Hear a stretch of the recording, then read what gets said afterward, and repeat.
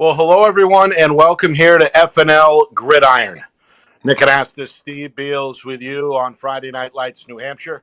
We are presented by Beals Insurance. Two huge games, two big rivalry games on the way this weekend, week number 4, statewide in NHIAA action.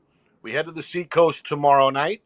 Exeter at Winnicott. Both teams are 3-0 for the first time in a while. The winner of that game will be in sole possession of first place in D1E. So we get on the air at about 6:45 ahead of that 7 o'clock kick. And that just sets the table. Saturday afternoon, the second part of our doubleheader as rivalry week continues. It's the Mac Black game, one of the biggest games of the season, and it's live at 2 o'clock. Our pregame coverage begins at 1:45. Pinkerton at Londonderry, the Astros and the Lancers. Steve, how are we? 3 weeks in, about a third of the year. It's usually about when we can start to really get the temperature of some of these teams, right? Yes, I think the setup element this year, Nick, is just unbelievable with all four of these teams essentially in New Hampshire 3-0. When you look at the first game, the rivalry and the history between Winnicott and Exeter goes back a lot of years. And, even if one team was 0-3, the other one's 3-0, it's not going to be a blowout.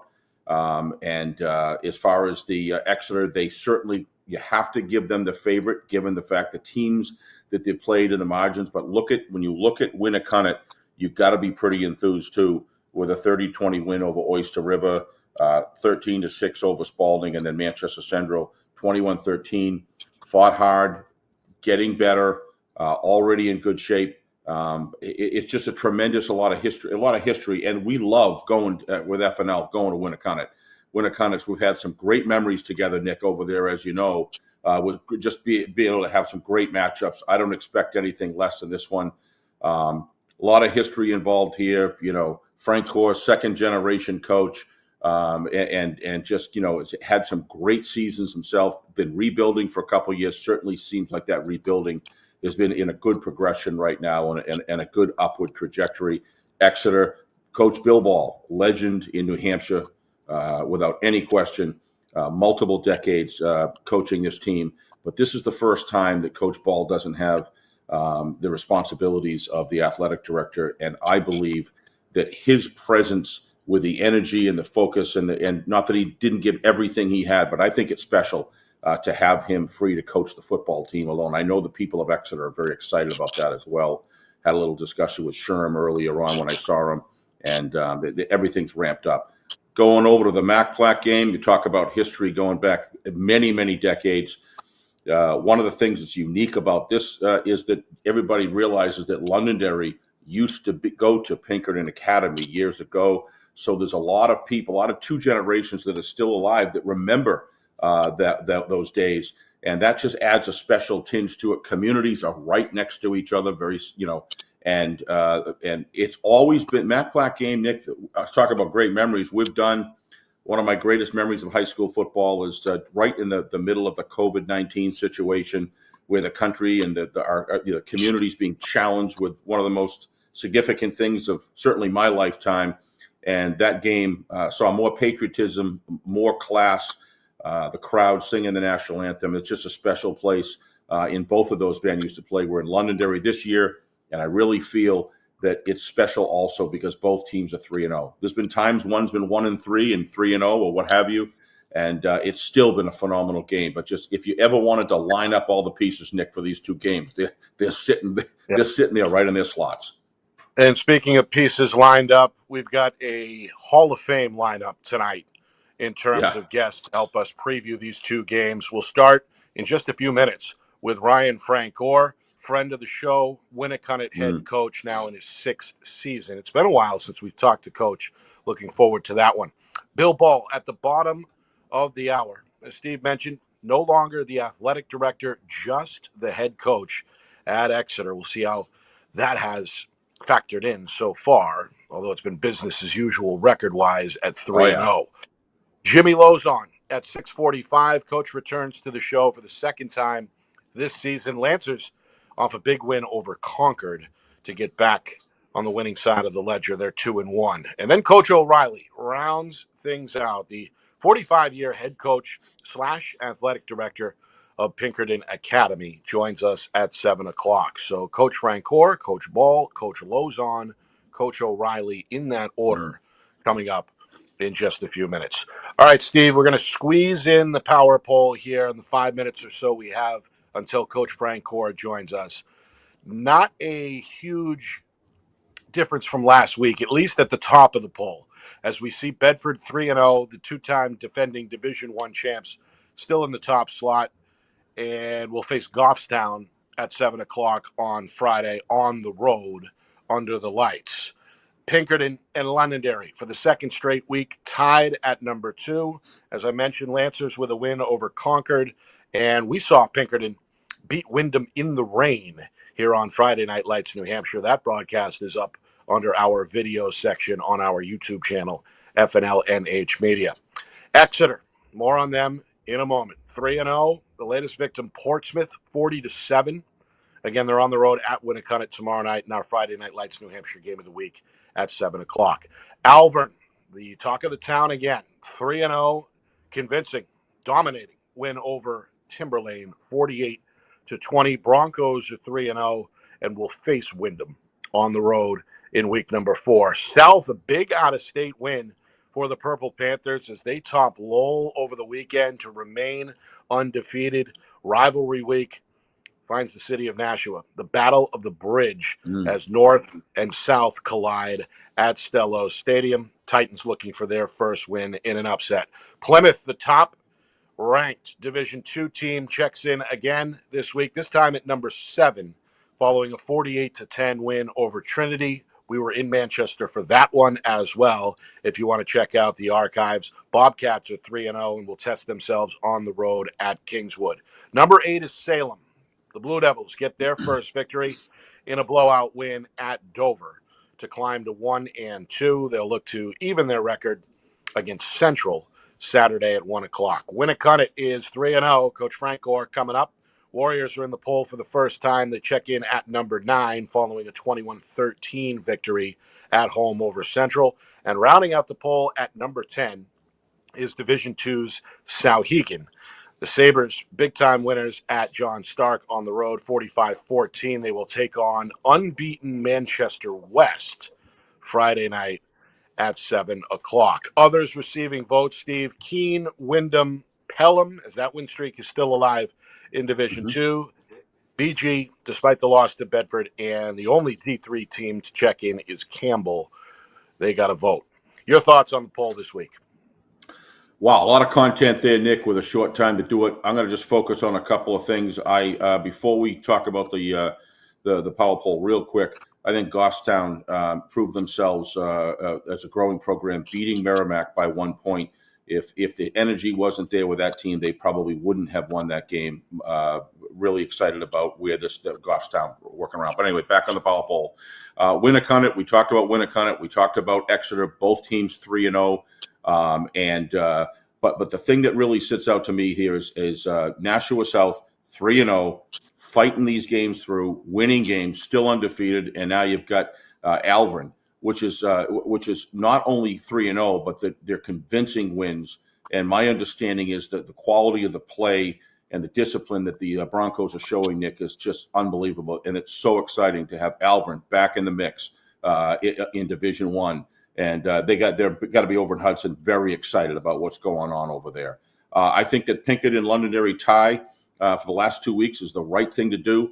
And we're going to find out what happens between those two teams this week. Everything is just set up, but no one can argue that right now that Bedford should be at the top of the heap. They're defending championships, and they've done nothing to make anyone believe, knowing that they have a solid quarterback, that they don't belong there until someone knocks them off. Yeah. Salem, one more thing real quick. Salem had the win. That's a big win for them, convincing win. Hopefully they're back on track as well. Yeah.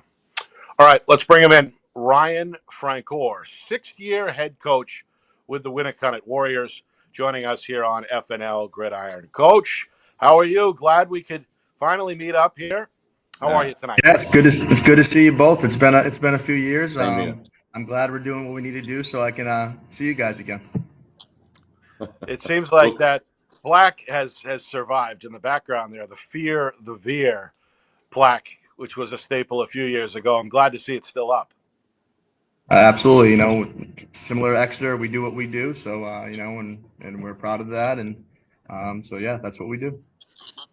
What's been the key so far to this 3-0 start, coming off a couple of down years, a couple of rebuilding years? You've got to be thrilled with the start. What's been the key? Yeah, the kids have bought in since the end of last year, really throughout last year as well. We had 6 seniors on the team last year. We knew it was going to be a little bit of a struggle, and we knew it was going to be more than a year process. But they believed in the coaching staff, and they put a lot of work in this offseason, one of the better off seasons we've had. And the quality of practice throughout the preseason, throughout the summer, it was as high as it's been. And my staff has done an amazing job this preseason, getting the boys ready. And I feel like we've had a few close games already that I think it's going to hopefully pay off well for us down the road. But I feel like we're doing what we need to do to win games that probably would have slipped away from us the last couple of years. Yeah, that was going to be my next question anyway. Can you expound on that a bit about the importance of winning close games early in the season for especially some of those young guys who haven't been in those situations before? Yeah, and back in our 21 year when we had a really good season, none of the kids that are here now were playing then, so they might have watched those kids play, but they hadn't experienced the winning themselves. And you don't become winners by just watching other people win. It can help, but they've had to go through a few struggles the last few years and get through that process and understand the mistakes we were making or the issues we had that prevented those wins from happening. And what it does for you to win these close games for us, especially early on, especially that Portsmouth game week 1 for us, was getting the kids to believe the things that we tell them every day. They're great kids. They work hard. We got a group of kids that love playing together right now, which is really awesome. But like anything, Portsmouth put that first touchdown on us in about 4 plays. And, as a coach, you get a little nervous saying, do they think it's going to be like it has been? And for us to go right down the field in that first game, put that next drive right in to tie the game up and kind of get things rolling from there. I've seen a belief getting stronger in the team each week. Yeah. Is this a case, Coach, where you've inherited a group that's special? I know that's a little overused. That term is kind of lost its magnetism. But is this one of those classes that comes along every 3 or 4 years that can really achieve something in your mind? Or is it the other side where perhaps you and your staff have tweaked a few things to help things move along? How much of the, I guess, success and credit goes to the group versus the coaching staff? No, I mean, I think it's, the saying, it's the Jimmys and Joes, not the X's and O's, right? So it's definitely always the players. I mean, I have an amazing staff, great group of guys that work really hard and obviously put these kids in the positions to try to be successful. But it's in terms of things like special, I don't think we're anywhere near using that type of term right now. We're just trying to get better as a football team. We definitely haven't played perfect in our 3 games by any means whatsoever. I feel like I'm hoping that we're scratching the surface of what we could be. But like I said last week, I think in the paper, if we're going to win games while we're getting better, we're fine with that too. So, we're happy obviously with the situation we're in at the moment, but 3 games doesn't make a season. And the other thing is with this group, I wouldn't say it's a class. And, in 21, when we had a really strong year, we had 22 seniors, but right now we have more football players in the program than we've ever had. From freshmen to seniors, but there's 16 seniors, there's 16 juniors, we have 30 sophomores. So there's a lot of different classes contributing to this right now. Now our group of seniors is a great group of leaders with some really good athletes. So they're definitely leading the charge, all the way. But it's been a whole team effort from the kids to the staff this year to this point. Mm-hmm. Steve? Yeah, Coach, all 3 of my questions were all answered. And so I'm going to kind of go a little bit off the cuff here. When you go second, that's what happens. But Nick and I think probably now after our 3rd week, we're starting to sink a little bit in our thoughts about what's going on. But one thing for sure is we love having you on, and you don't have to wait for something like this to come on our show anytime you want. So you let us know, and I hope your dad's doing well. So I appreciate it. I'm sure he's watching. So let's talk about this matchup this week. You look at these other teams; these are solid programs that you were able to come through and beat. But this is a different level of football when you look at Exeter this year. The Coach Ball and his crew have put together. As you guys are proving this year, this is truly the beginnings of a solid rebuild that you've been going through. First question I have is the numbers. I could not believe, my eyes popped out of my head when I found out early on how many players you had when Roger had mentioned it to us. What do you attribute that to, especially not like coming off like 2 championships or something like that in 23 and 22? What's gone into it? Is it a recruiting thing? Is it a reinterest in football? What do you make of what's going on in Winnicott that's making this happen? Yeah, it's the community. We have an amazing community. I'm Yes, very privileged. I'm very privileged to have a Little Warriors football program that allows me to play a large role with them in terms of coaches that coach our kids, and just any influence I'm able to give of the things that we think are important as a football program. We have 18 adults that are coaching our Little Warriors program, 3rd through 8th grade, who put so much time in. They put as much time in as I do, I swear. And they're not making any money. And we have kids. The amount of kids that have come out, I've talked to a few parents, at some of the younger kids' games this past week, just saying that their child wasn't quite there football wise, but just the community aspect and them being able to practice 4 days a week with a group of kids and their friends.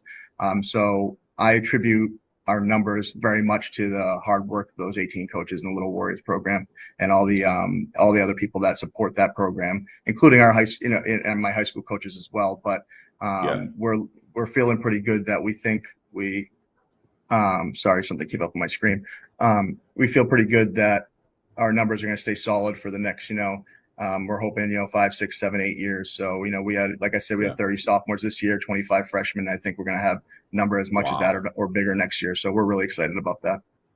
Yeah. One of the things when you go to Winnicott, you don't have to ask if there's a youth program because they're all over the place on the sidelines and the energy there. It's a place that Nick and I, we talk about going there all the time. It's just a wonderful place to broadcast a game because of the excitement and everything. We're looking forward to it tomorrow night. So, question I have in regards to how do you think you match up against Exeter, and what are the things that you guys see in films? I'm sure that you guys have studied a ton of film this week. I couldn't find film on you guys because both 3 of these markets, I can't find anyone that broadcasted a game. If you know of someone, I'd like to take a look at it before tomorrow night because then I'll make sure that I do. Maybe if we could let me know. But what is it about Exeter this year that's given them these wide margins, and what are the sort of things you feel you match up well? And then what are those things you're going to have to work on this week to continue that progress you guys been making against this tough team? Yeah, sure. I think I know it sounds cliche sometimes, but the things that make Exeter a really strong football team are the same things that make Exeter a really strong football team every single year. And that's why they're always up in these power polls and, competing for championships because they don't make a lot of mistakes. They don't have turnovers. They limit penalties. They're amazing at field position. And everything they do is in sync. When they do something, it looks the same every single time. If you get a look from a certain player on defense, they're coached to do something a certain way, and that can be an advantage sometimes. But it also it keeps them consistent, and I believe they believe that their system will come through for them in the end, and that's shown to be true throughout the years. But like most Exeter teams, they get off the ball really well. They have some big, strong, fast kids, multiple backs in the backfield that can hurt you at any single time. And everyone jokes about both us and Exeter putting the ball in the air, but I'll tell you, a very difficult pass game to prepare for. I was talking to one of my coaches this week. I have a new coach that I have on staff this week, and he's experienced his first Exeter week, which I'm really excited for him. But just telling him that I remember when I was just the defensive backs coach back in the day, and I used to think, oh, we're going to go into Exeter. It's going to be a little bit easier week for me. And then I'd be pulling my hair out clearly I don't have any left now, but I'd be pulling my hair out because believe it or not, in my opinion, they're as difficult to prepare for in their passing game as any team I prepare for. So we prepare for. Right. So they hurt you in all aspects of the game. Their special teams, if not the best in the state every year, is a top 2 or 3 special teams unit. So just across the board, you have no room to fall asleep. You have no room to put the ball on the ground. You have no room to be getting silly penalties or anything along those lines. If you look at their first 3 games in the film that I've watched, all 3 football teams they played them well in many moments in those games. But it seemed like when that first quarter was over, they had already got to control the game just by not making mistakes, just by keeping good field position, and all the other things that I've already mentioned about them. Sure. And so good at controlling the line of scrimmage. And you've had your years when you guys have been successful. Winnicott had some tremendous linemen, very smart, very physical, and you've had some of that same thing. That leads to my question. What is it about so far? You're sitting here 3-0, and what is it about your team this year that surprised you, without obviously letting any keys to the secret compartment because you got a game tomorrow night? But what are the areas of your team that have surprised you to the positive and say, hey, look, maybe we didn't expect this, but these guys, this part of our game is really strong? Yeah, I think we thought our offensive line would had a chance to have a big upside this year, but we weren't quite sure until we put all the pieces together. We had a few kids back, but we had 2 kids that were sure starters back, and we had 2 more that we were pretty sure would be starters, but we hadn't put that group together. And I think right now they're probably the most underrated group on our team. I think the fact that we had a productive scrimmage against Bedford and South, we saw that we were moving people off the line of scrimmage, and when we can do that, that changes everything for us. And I think in the first 3 games, at least 2 out of 3 of them, I'd say our own line was the best unit on the field.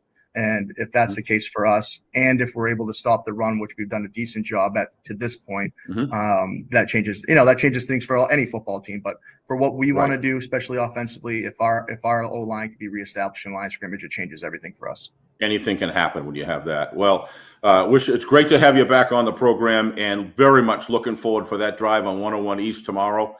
I'm excited, and I'm looking forward to seeing that line and your quarterback and other aspects of the team for the first time, because when you see these sort of margins that you're winning by, especially those close games and you're victorious, that speaks a lot about the psyche and personality of the team. So best of luck tomorrow night. Give us a fight. We're looking forward to it. We'll be up in the stands, following the game.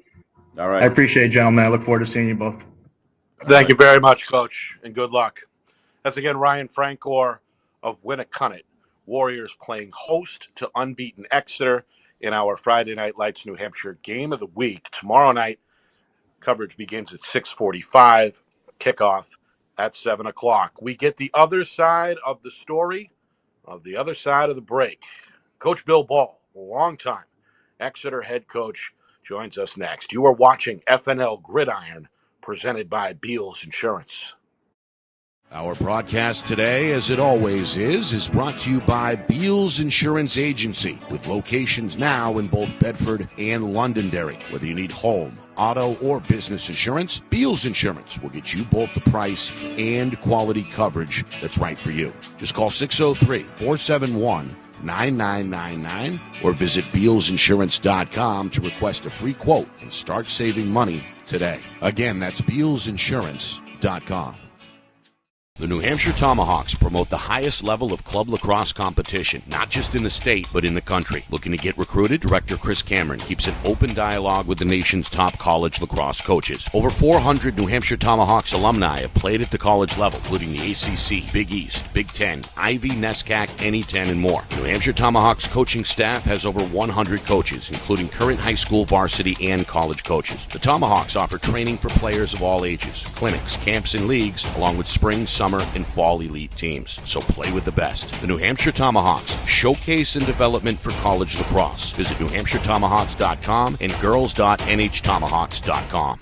How can you reach your team's fundraising goals at no risk and no cost? MG Sports offers a variety of products to make your team's fundraiser a success. Their products include discount tickets, cards, and calendar raffles to hundreds of local merchants throughout the New England area. Don't waste another season. Raise more funds than ever before and become another football program in New Hampshire that sets fundraising records every season. MG Sports, fundraising made easy. Visit mgsportsfundraising.com to start raising money for your team today. Colonial Printing is family owned and celebrating 50 years of quality print services for New Hampshire businesses and can help yours as well. Whether it's creative design, digital or offset printing, or banners and signs. With state-of-the-art technology, unlimited industry sources, and the ability to think outside the box, Colonial Printing will help you get your job done. To see their full list of services, promo products, and portfolio, or to request an estimate, visit colonialprintingnh.com. That's colonialprintingnh.com. It's FNL Gridiron here on Friday Night Lights, New Hampshire. We're presented by Beals Insurance. We're live every Thursday night throughout football season at 6 o'clock Eastern. Of course, you can watch anytime on our YouTube channel, FNLNH Media, under the videos section. Nick Anastas, Steve Beals with you. We appreciate Coach Frankor coming on, helping us preview tomorrow night's Friday Night Lights New Hampshire game of the week between Winnicott and Exeter. That kickoff is slated for 7 o'clock. Our pregame coverage begins at 6:45, and we're just getting warmed up for the weekend at that point, because on Saturday, we're right back at it with the second game of our doubleheader rivalry week. It's the Mac Platt game, Pinkerton at Londonderry, two of the premier football programs in the state, meeting up in front of what should be a crowd of several thousand this weekend in Londonderry at Lancer Park. All right, we are just a moment or two away from speaking with Bill Ball, longtime head coach at Exeter. He'll join us momentarily, and we'll preview Saturday's matchup between Pinkerton and Londonderry coming up later in the show with Lancer head coach Jimmy Lozon in about 15 minutes or so. And then at the top of the hour, 7 o'clock, Brian O'Reilly joins us for an overtime session, the longtime Pinkerton head coach / athletic director. What'd you take away, Steve, before we look? No, I guess Coach Ball is ready to go, so let's bring him right in. And without further ado, joining us from Exeter is Coach Bill Ball. Coach, There he is. Good evening, sir. We appreciate it. How are you tonight? Thanks for coming on. A little soggy from the weather, but I'm doing okay. Must have been We got a close-up of that. Yeah, it was good. It was good. Actually, we needed the rain. It was good to get out there and bounce around a little bit and get ready for a big game tomorrow night. Yeah. We'll get to Winnicott, the opponent, in a moment, Coach, but I want to focus first on your transition from athletic director to only, quote-unquote, head coach. I'd imagine that has freed up a lot of your time to focus on football, but in your own words, how has that transition gone, and how has it impacted the performance of the team? I don't know if it's impacted the performance of the team, but I can say that it's been a really good transition. Our new athletic director, Kathy Claremont's doing a great job. To be honest with you, I get up early. I walk the beach a little bit in the morning, and I go in the office around 1:15, and it's football. And it has freed me up a lot to a little bit extras and maybe meet with kids during the day a little bit, unabated, just to talk to them during a free period and things like that. So it's been great. It's been great for our family too. So it's been good. It's refreshing to a degree as well, right, Coach, to be relieved of some of those day in and day out responsibilities. No doubt. Between reschedules and weather and buses and referees and you guys know exactly what it is. So yeah, it has been, but it's the football piece has kept me extremely busy. Yeah. We look at the standings. Exeter through 3 weeks, 3-0, 3 convincing multi-score victories under your belt. It seems like business as usual. Tough for us, at least in the media, to differentiate this early between this group and some of the successful teams that you've had in the past. What about this group and this 3-0 start has stood out to you, Coach? Well, I think, I can't say enough good things about the seniors. Season was over last year, the Monday after Thanksgiving. They started to hit the weight room and right through the summer, and they've worked hard, and it means a lot to them. And you know that the more it means to you, the tougher it is to surrender. So they've done a great job, and they've made my job really, really enjoyable this year. Who has individually kind of captured that leadership role so far through 3 weeks and through camp, et cetera? Who are some of the guys you lean on in the locker room amongst those seniors that you mentioned? Yeah, that's a good thing. I think it's shared responsibility. We have 4 captains, but I look at guys that Danny Batstone and Tyler Bland and Tyler Graney and Jack Kavanaugh. But I get the Dulac brothers, Charlie and Sam Dulac, Noah Thomas. Those guys all are tight, and that's the key. I mean, when the bond is tight, usually good things happen. And so far to date, day before our rival game, things have gone well. Steve? Yeah, I was actually looking up a quote. Ben told me to stop texting, but I was looking up a quote that I wanted. That was a beautiful quote. Could you say that one more time, Coach, in all seriousness, about discouragement? That the more you have to defend, the harder it is to discourage. I like that. Yeah, Can you hear me? well, I mean, yes, I can. Yep. My thing is the closer you are, the tighter the bond, the tougher it is to surrender, right? And football is a game of a lot of it. A lot of it is an individual choice, and when you get 11 people plus on the same page, and they're playing hard for each other, not for themselves, but for each other, Right. it usually turns into a good situation. Foxhole mentality for sure, without a doubt. No. So, Coach, one of the things about this weekend that's really matched, we have obviously, for all intents and purposes, these 4 teams that we're going to be doing this year are 11-0 in New Hampshire. And so that part of it is special in itself. But we'd like to talk about the history of this game, Winnicott and Exeter. What is it about this game, regardless of whatever the schedules, whatever the wins, losses are each year, that makes this game so special out in the East? Yeah. To be honest with you, and it's not just coach speak. The wins and losses mean nothing prior. All that matters is what happens tomorrow night at 7:00 in Alumni Field. This is the 100th year anniversary of the game. It started in 1924. It means a great deal to both communities. I've been, I'd say 20. I've been involved with a lot of them since 1978. I would say, yeah. I've seen a lot, and it's a terrific rivalry. It's one born out of great respect for each other. Our staff respects their staff, Ryan and those guys, very much, and our players respect them. And the communities, it's a great community event for both Hampton and SAU 16.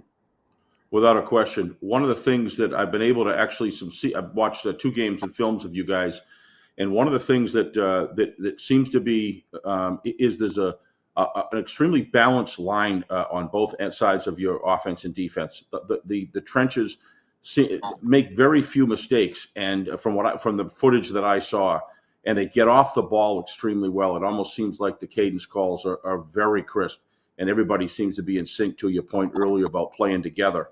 What is it about this group? Am I correct in that? Because that's what I see. And what is it about this group that does that? Yeah, I think, we have good depth on both sides where we play 3 tackles, we play 3 or 4 tight ends, we play 3 or 4 guards. And we try to keep people fresh and challenged, right? You gotta work for your job every week and earn your job every week. And that's proved really beneficial to both sides of the ball. I know defensive linemen, we rotate 6 guys out of the TNTs the tackles in the nose, and that's worked out well. But yeah, it's in our offense. It's any offense for that matter. Your offensive line is going to dictate how you're doing. It's in gear. It certainly looks that way to me. I'm excited about watching it. That's my favorite part of the game, as you probably know. Coach, you've been a legend in this league for many, many years, and it's really you have a great sense of history of putting things back in context from decade to decade to decade. What is the resurgence for the amount of the size of the rosters and the amount of kids coming out for football in Southern New Hampshire and beyond, quite frankly? What do you see as the catalyst for that? Because it's real. You know what? The numbers are great, and I know Winnicott has great numbers. We have over 100 kids playing. Wow. I know Portsmouth has a real strong roster, and I really haven't looked at all the other ones yet. But you're right, and I think there's a lot of things. One of the things I think is not only are the youth programs doing up with the way they're teaching and tackling and safety and that, but there's been a real emergence of flag football. And I know we got a couple of 4 or 5 people that have played flag, and they come in and have done extremely well for us, really well. So, football's alive and well in Southern New Hampshire for sure. When you look at Winnicott, what do you, when you guys review film, what are the things that you see that you've really had to key on? What are their strengths that you got to be careful? Yeah, they're a split back veer option team. They spread you out. They can condense it with 2 tight ends. They run inside dive. They run outside dive. They wide veer. They'll challenge you on the edges, and they'll bang you inside. Run just enough power that if you read too, trouble. So Ryan does a great job. His quarterback's a seasoned kid, the McDaniel kid. Good running backs, the McDonald, the tight ends, very good. The other McDonald kid, number 10's a real fine receiver, and he's got they're very improved from over a year ago, and those guys have done a great job down there. Last point, I remember when Sherm last year told me that you probably were going to wind up giving up the reins of athletic director. And I just want to echo what Nick said a little bit, and how excited I am for any person that does 3 jobs at once for decades on end, and then has the opportunity to, as they hit the best years of their life, are able to sit back and enjoy what they love to do the most. So there's a lot of people pulling for you, Coach. There's a lot of people that are excited about you having the opportunity to live out that dream and just wake up every morning and walk the beach. I thought you'd explained that extremely well, and I had a big smile on my face thinking about it. But good people deserve good things, and I mean that from the bottom of my heart. I'm very excited for you and what's going to happen in these coming years when you're able to enjoy it and spend the time and really letting it sink in at a great point in your life. Well, I appreciate that very much, especially coming from you guys. So much appreciated. Means a lot. Thank you, Coach. Yep, we've appreciated the working relationship over the years. Look forward to meeting the new athletic director as well. Yeah. But either way, Coach, we appreciate the time tonight. We know we're in store for a good show tomorrow, and we appreciate it. Thank you. Thank you, guys, for all you do for high school football. Thanks very much. Love it. Thank you, Coach. Coach Bill Ball, longtime head coach, been involved with that Exeter program one way or another since 1978. And again, the bulk of that he spent as the school's athletic director up until June of this calendar year. So, Coach, Ball on one side, we heard from Coach Frankor on the other. And the only thing left to do is kick it off tomorrow night at 7 o'clock. Nick, one of the things that is really exciting on this matchup before we go to the next one on Saturday tomorrow night is that I have a funny feeling this crowd is going to be huge at both games, quite frankly. But while we're still on Friday night, I think the crowd's going to be huge, and I think the spirit in that place is going to be tremendous. And one of the things about Winnicott is, as long as it's good weather, there's nothing better than sitting out in those stands amongst the fans, Nick. We've had some great runs over there, the two of us together, and I look forward to that same kind of spirit there. and right down to the bands. At halftime, before the game, the team's running out. It's a very, very special thing, and I know our crew is really excited. You and I and the whole crew is excited to go over there and get this done. Again, 6:45 tomorrow night is when we get things going with our pregame coverage as Portsmouth and Winnicott square off in our Friday Night Lights, not Portsmouth, Exeter at Winnicott in our Friday Night Lights, New Hampshire game of the week. All right, let's shift our attention to Saturday, and that's the second broadcast we'll be doing. Of course, Pinkerton at Londonderry. 2 o'clock is the kick there from Lancer Park. 1:45 is our pregame coverage. Let's bring him in.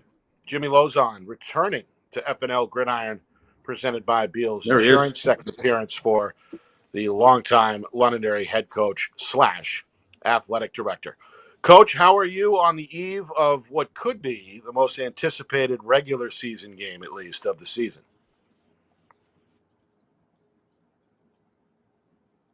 Good. Coach? Just got in, just tried to dry off. And, yeah, can you hear me? We can. We got you now. Yep. Can you hear me? Yep. All right. Yeah, I'm good. All is good here. We just got in, trying to dry off. It's a rainy one for practice, but yeah, everything's good. Definitely, probably the most anticipated game of the regular season every year. So, it's something we've become accustomed to. And how do the kids look at it, Coach? I mean, sometimes the whole rivalry thing can be media driven. It can be, not in this case, but some of the quote unquote rivalries can be media driven. Do the kids see this as a huge deal as some of the adults that are covering this game? Good question. I don't think so. I don't. When I first got here, it's all I heard about. It was Guilty. We got to beat Pinkerton. We got to beat Pinkerton every year for the first, I think, 6 years I was here. And then once we got over that hump, it's honestly just become week 4. And I'm sure the kids appreciate all the stuff that goes around the game, the crowd, and all that. But at the end of the day, I really think it's just another opponent, and they've become so used to playing them a second time that I think we all kind of have the feel. And it's the same with Pinkerton that this is usually the first of 2, and I'm fine with that because that means we're pretty deep in the playoffs if we're playing them again. So if that's the case, then it's a feel out process, and I think the kids look at it like it's week 4. Yeah. I'll let Steve tackle kind of the X's and O's, but I want to focus on this week and your role as athletic director and what goes into this quote unquote MAC-PLAC rivalry between the Lancers and the Astros, because it's not just football. Of course, it goes across all sports, boys and girls. Can you break that down a little further, Coach? How exactly does the MAC-PLAC get determined on which school takes it at the end of the week? Yeah, so there's points for each competition, and this is the first time that we've hosted as with me as the athletic director. So we tried to change some things up. I really wanted to share the Friday night lights, and so the soccer teams are going to play tomorrow.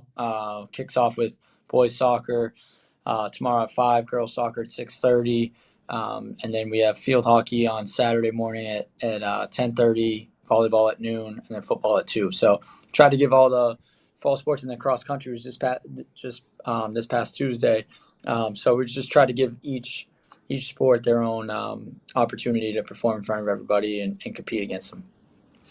And of course, Coach, you got to at least make an appearance, I'd imagine, for most of those events, right? How does that conflict with how you prepare the football team on game day?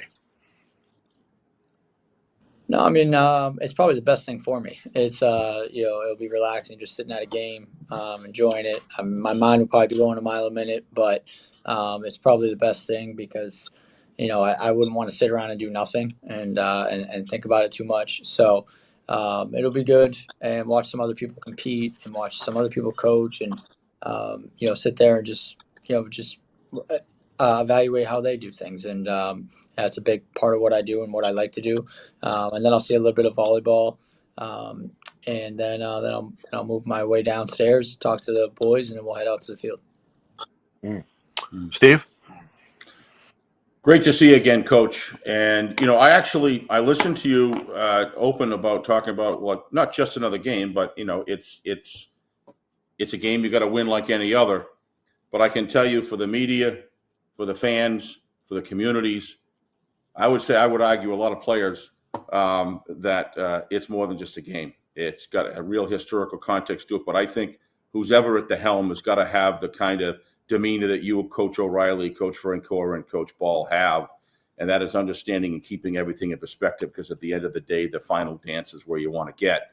And so don't overplay a win or a loss. But when you do look across that field and you reviewed film this year, because I know you like film like I do, or more, is the McDonald, Isaac, and Morrison show. One of the things you've been able to put together is a cornerback and safety crew year after year that they just keep on coming. You just reload in that department every year. So something's really good going on. How do you defend those guys? That's and to your point, there's a lot of people in this town that probably just care about this game. So that it's a big deal to the school and to this town. No doubt about it. I hear about it every year, and then people want to know if you won MAC Black, and then where did you finish? Those are usually the two things. Yeah. They got us week 4 last year, and we were fortunate to get them in the playoffs. And you remember that playoff one a lot more.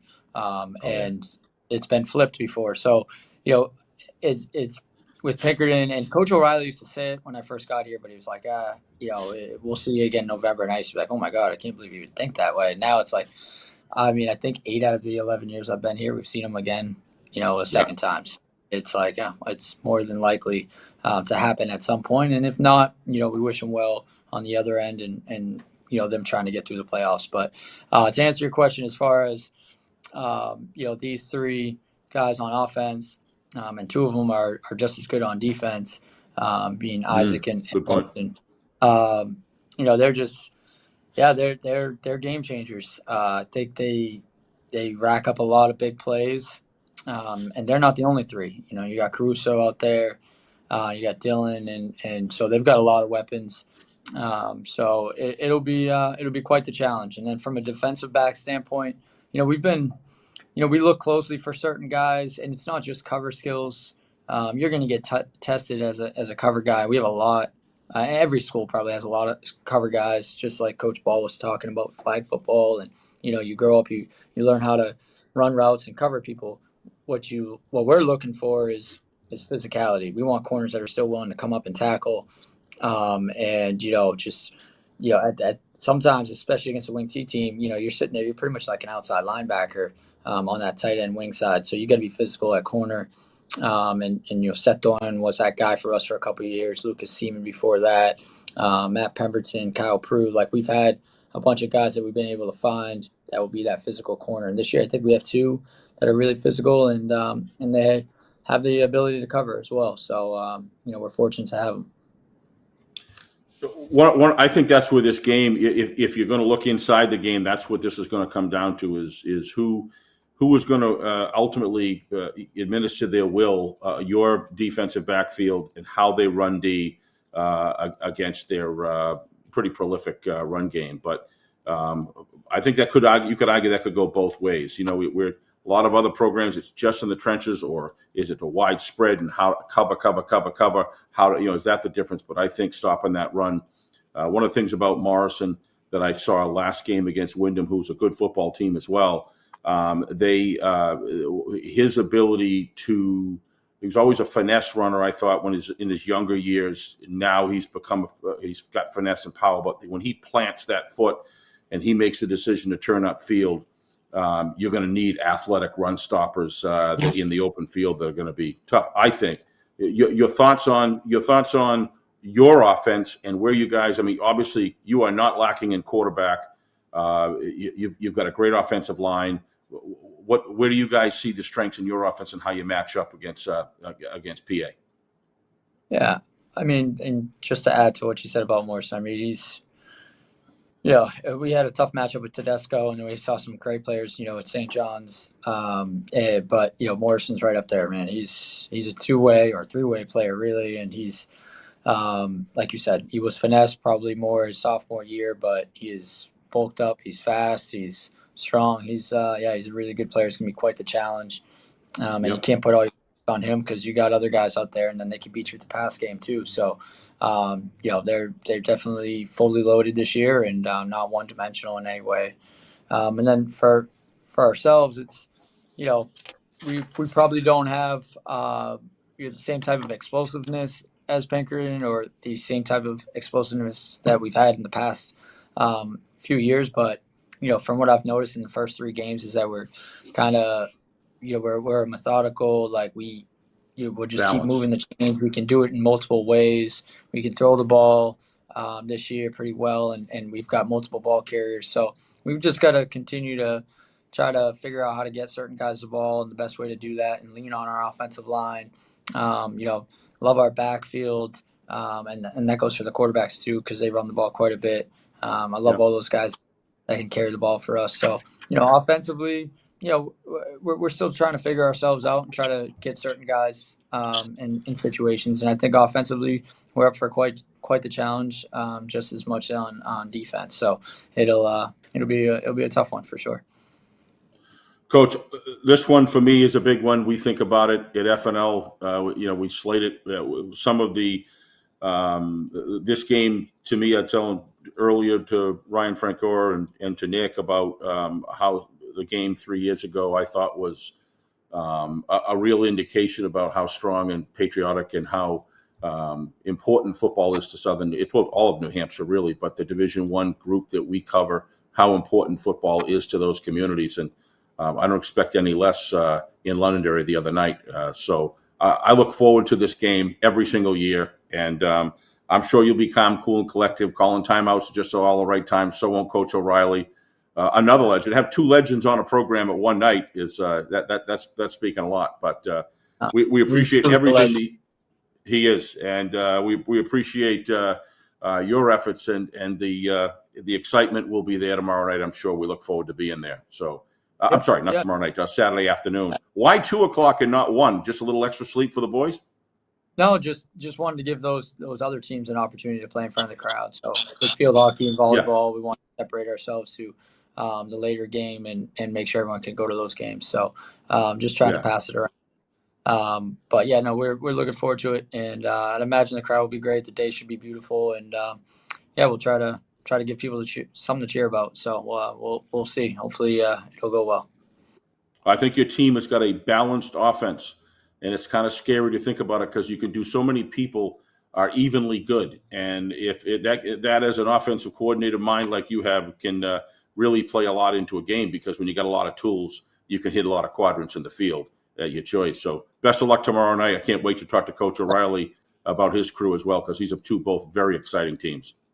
Yep, absolutely. No, I agree. Thank you for that, and appreciate all that you guys do for New Hampshire football. I'll see you guys Saturday. Appreciate it, Coach, as usual. Thank you. That's Jimmy Lozon, athletic director, very busy this week. I'll say. Across all sports, Londonderry versus Pinkerton. Of course, the Mac Plaque is the jewel of the weekend. 2:00 Saturday. We are on the air at 1:45. All right, final guest on the other side of the break. That is Pinkerton Astro head coach Brian O'Reilly on the eve of the showdown. More FNL Gridiron next. You are watching courtesy and presented by Beals Insurance. Our broadcast today, as it always is brought to you by Beals Insurance Agency, with locations now in both Bedford and Londonderry. Whether you need home, auto, or business insurance, Beals Insurance will get you both the price and quality coverage that's right for you. Just call 603-471-9999 or visit BealsInsurance.com to request a free quote and start saving money today. Again, that's BealsInsurance.com.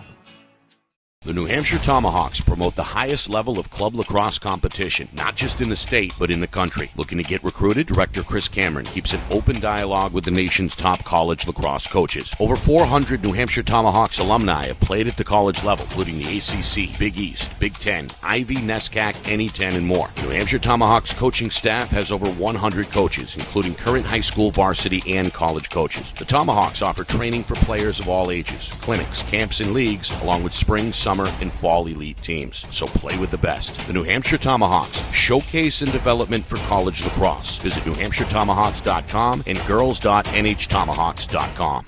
How can you reach your team's fundraising goals at no risk and no cost? MG Sports offers a variety of products to make your team's fundraiser a success. Their products include discount tickets, cards, and calendar raffles to hundreds of local merchants throughout the New England area. Don't waste another season. Raise more funds than ever before and become another football program in New Hampshire that sets fundraising records every season. MG Sports, fundraising made easy. Visit mgsportsfundraising.com to start raising money for your team today. Colonial Printing is family owned and celebrating 50 years of quality print services for New Hampshire businesses and can help yours as well. Whether it's creative design, digital or offset printing, or banners and signs, with state-of-the-art technology, unlimited industry sources, and the ability to think outside the box, Colonial Printing will help you get your job done. To see their full list of services, promo products, and portfolio, or to request an estimate, visit colonialprintingnh.com. That's colonialprintingnh.com.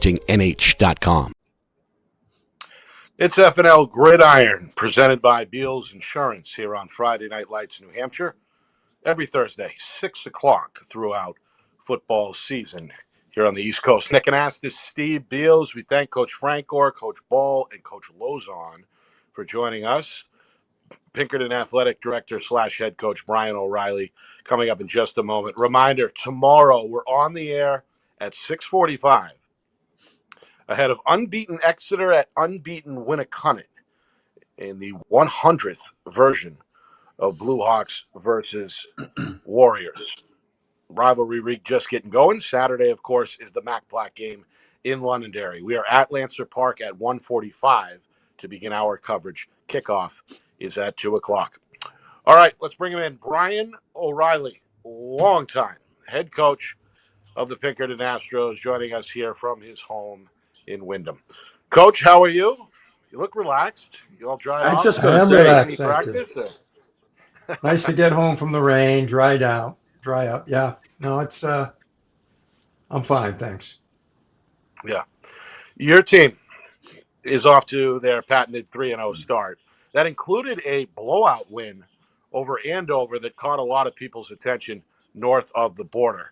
You followed that up with a couple of victories, including last week's dominant performance of 24-8 on the road at a good Wyndham team.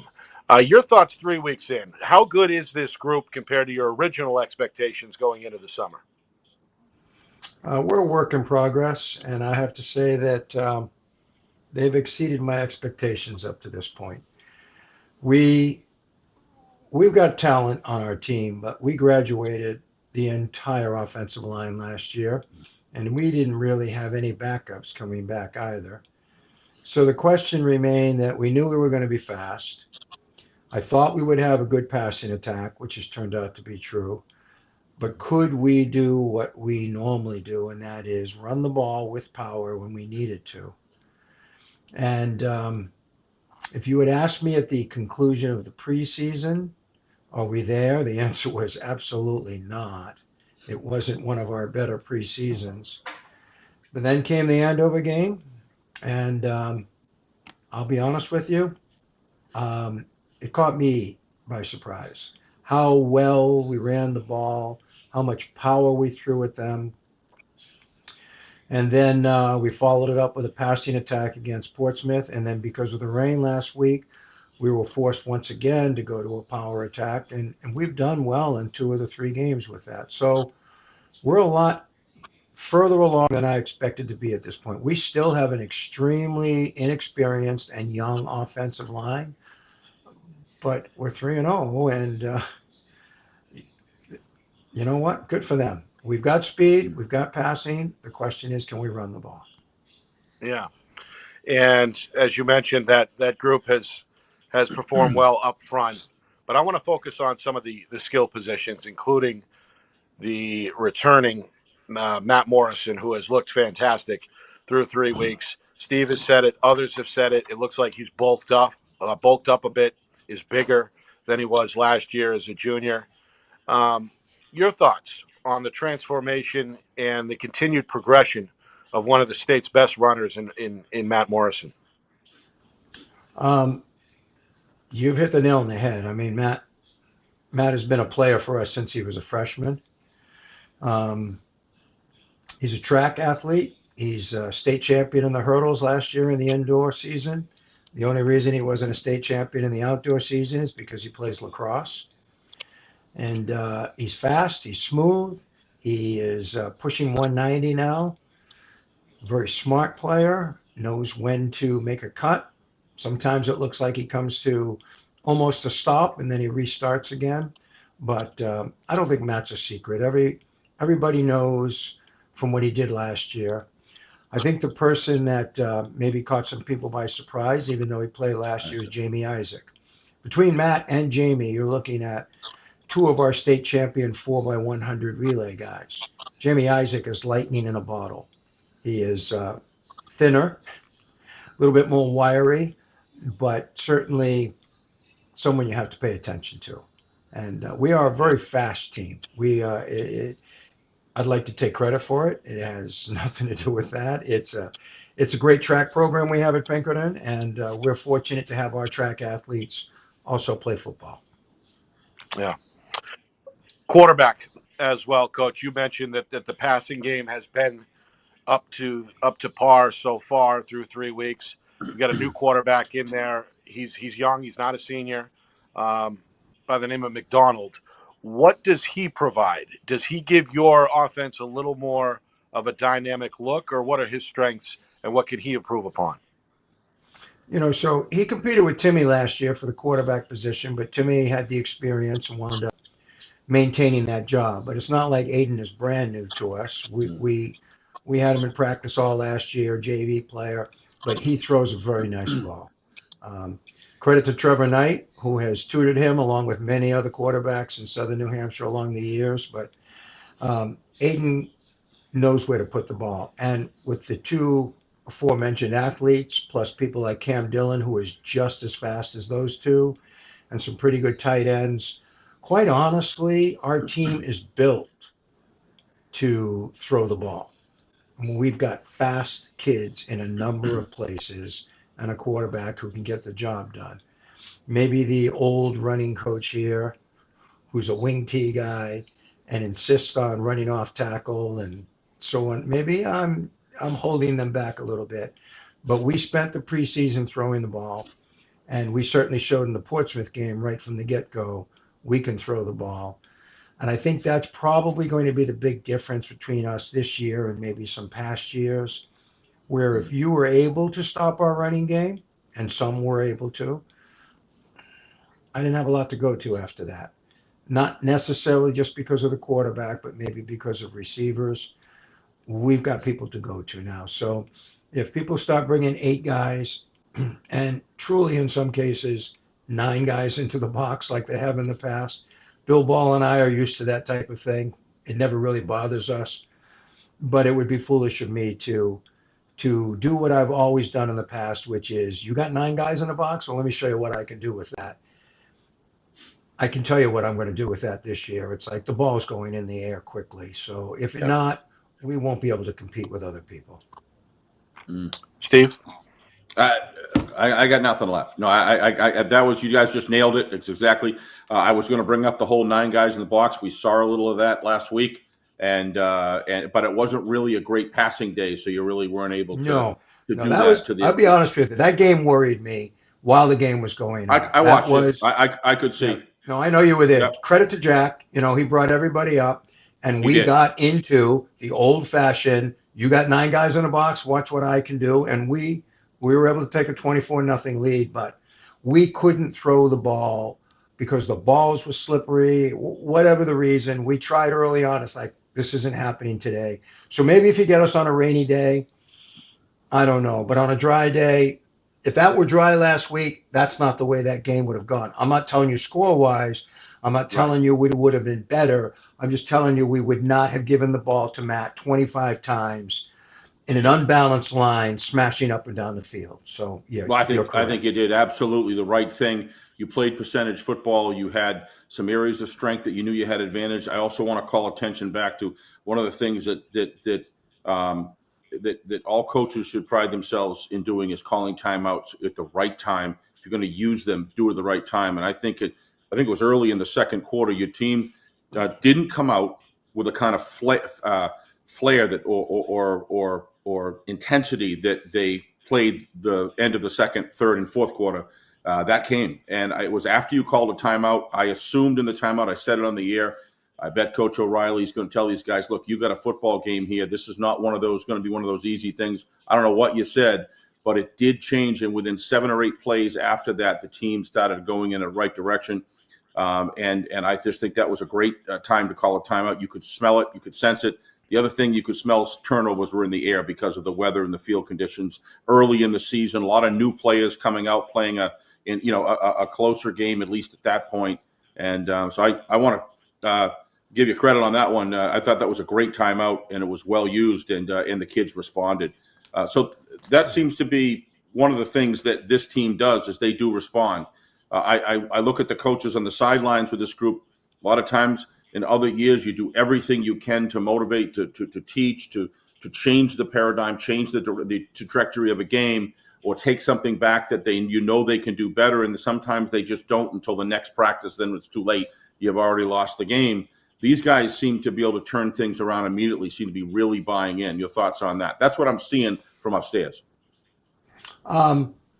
Possibly. I mean, that timeout was essentially to tell them, we had told them during the week that we didn't want to use the unbalanced power offense, that we wanted to go at Wyndham Right. game plan wise in a different way. That timeout was everything I said this past week, forget it.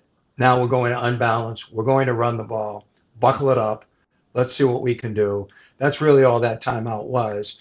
And It worked. And then that offense took off right away. Yeah. Well, you just could see the kids were in sync. They were feeling it.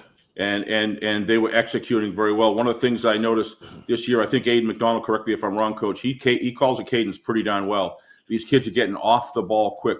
I saw some inexperienced blocking, then I saw some terrific blocking. So you're right, they are a work in progress, but these kids are showing a lot of positive development in a short period of time. This is not in any way, shape, or form the same football team we saw in the Jamboree by any stretch. They've made a lot of progress since then. I wasn't happy with that game at all. Not at all was I happy with that game. So Andover, does some of that come from the fact that Andover and Derry have been rivals of the junior high league, and these kids all kind of probably a lot of them played against each other? Does that have anything into it that that just continues on at the high school level or not? Am I reading too much into it?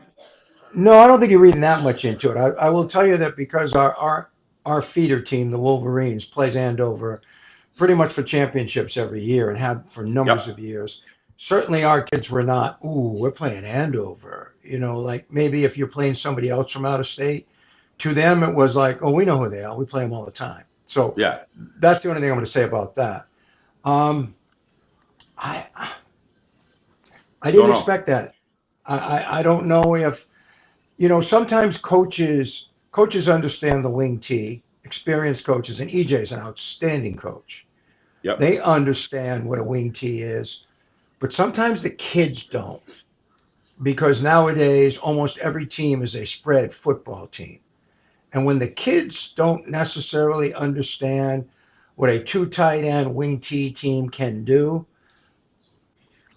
I'm going to guess a lot of it had to do with that. I don't know, honestly, but there's no way before the game that I'm like, you know what? We're just going to blow them off the field, and it's not going to be a game. Not at all. Not at all. And I think we just caught them at the right time because they are a quality football team, and they'll do just fine this year. One of the things that I see in Londonderry, or this game between you and Londonderry Saturday, is that that you like to see a matchup, one particular element of the offense that stands out. You have an offense that really stands out. It's Timmy Morrison. If you like to watch the running game, Timmy Morrison's a blast for a guy like me to watch. I'm thrilled with it. And then how he follows blocks, how he plants his step, the decision that he makes almost a step or two ahead of time. He knows who he's going to cut. He sees blocking happen going on before it actually even happens, and he plays into that scene. He does all those things. He's just a natural. Maybe glancing all those hurdles helps that. I don't know. But Coach Lozon's team is known for, as we discussed with him earlier, cornerbacks and safeties that are trained to come up. You don't come up on Jimmy's team, you're not playing for him. So this matchup here feels like an M80. It just seems like it's going to clash at that off tackle point. I mean, do you see that as well? And has that been into your practice routine this week or what? Because to me, this is just something I can't wait to see. And I'm not hyping it. I'm being totally honest. No, how can you hype to a MAC play game? All the comments about Andover kids, the players maybe not understanding the wing tee, you can get rid of that with Londonderry. They understand. Right. They know what it does, and they have shown time and time again that they're ready to stop whatever it is we're going to bring. And yes, one of the great strengths of Londonderry's defense over the years is, unlike some high school teams, shockingly, Londonderry secondary gets involved in the action. Always have, always will. You would like to think that almost everybody's team does that, but it is not the case. No. And so you're dealing with, when you attack somebody in a running attack, in a lot of high school programs, you're dealing with only having to deal with 9 or 10 guys. There's always somebody back there that doesn't want you to go near them. And you find that person, and you make sure you go near them, and good things happen. I haven't found that person on the Londonderry sideline yet. And it's a new crew this year. I mean, the people he had back there last year, the Doyons of the world, were like linebackers in the secondary. But I have no doubt that, from what I've seen on film, it's just snap-on parts. And with Veer and Bowles at defensive end coming back, big linemen like Binder and Kuchar, they know what they're doing. They know what they're doing. And but also the key for Londonderry always is, can you slow down that offense? Yeah. And,